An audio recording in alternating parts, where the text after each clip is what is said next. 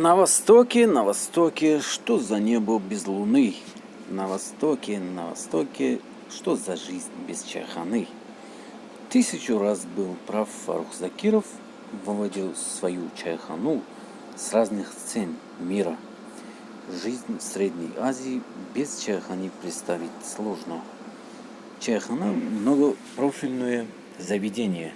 Тут и чай, тут и плов, тут и поговорит, и обсудит, и встречу назначит. И гостя пригласить, и время провести без хлопот. Удивительное это место чайхана в Душанбе. Их много всяких разных, старых и новых, маленьких и не очень знаменитых, и местечковых, но однажды решили в Душанбе построить такую чайхану, чтобы можно было весь город собрать, и еще бы место для туристов осталось. И закипела работа.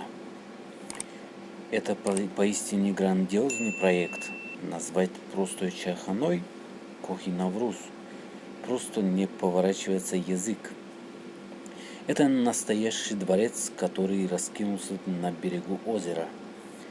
В окружении парка, фонтанов и беседок огромный дворец, отделанный мрамором, расписанный вручную, не повторяющийся орнаментом.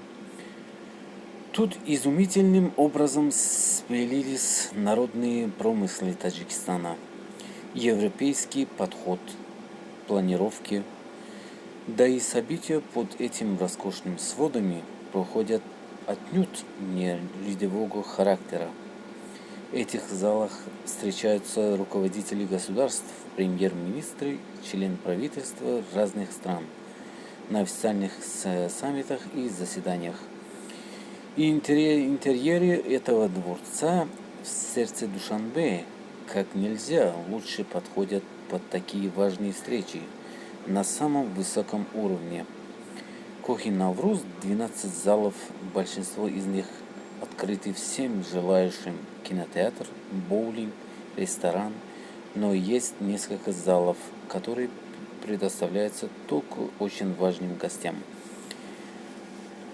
международного уровня, и они действительно слишком красивые для праздного ежедневного времяпровождения. Даже если вы любите восточную роскошь, тут вам понравится. Это мягко сказано. На самом деле вы придете в полный восторг. Тончайшая уникальная ручная работа таджикских мастеров. Вот краеугольный камень всего Кохи Навруз. Каждая колонна вырезана вручную из сибирского кедра. Паркет из ценных пород дерева тоже собирался терпеливыми руками. Для отделки каменного зала использовались полудрагоценные камни, которые дарят местные горы лазурит, малахит, брюза из тончайших каменных пластин. Вырезались аппликация для настольных панно, которые являются копьями средневековых маникюр. При каждом зале есть комнаты отдыха, выложенные зеркальной мозаикой, в которой попадешь в сказочные зеркали тысяч кусочков. Для отделки интерьеров этих непростых залов использованы и сексуальные золото и кристаллы. Сваровский все, что может подчеркнуть уникальный труд мастеров Таджикистана. Самый большой зал комплекса Гулистон занимает площадь 6502 метра. Разбой по дереву украшали зал мастера из Худжанда и из Фары.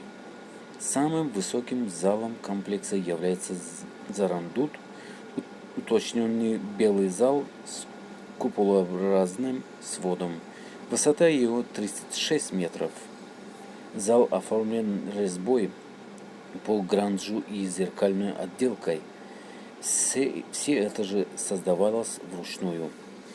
Художественный паркет в помещении особенный, он был предоставлен на международном конкурсе в США и занял первое место за свою уникальность. Общая площадь комплекса Кои-Навруз 35 тысяч метров. В общей сложности ручной работы в том комплексе 40 тысяч метров. И из них 3500 тончайшая резьба по дереву. Некоторые из этих залов можно арендовать для проведения свадьбы. Если вас пригласили на свадьбу,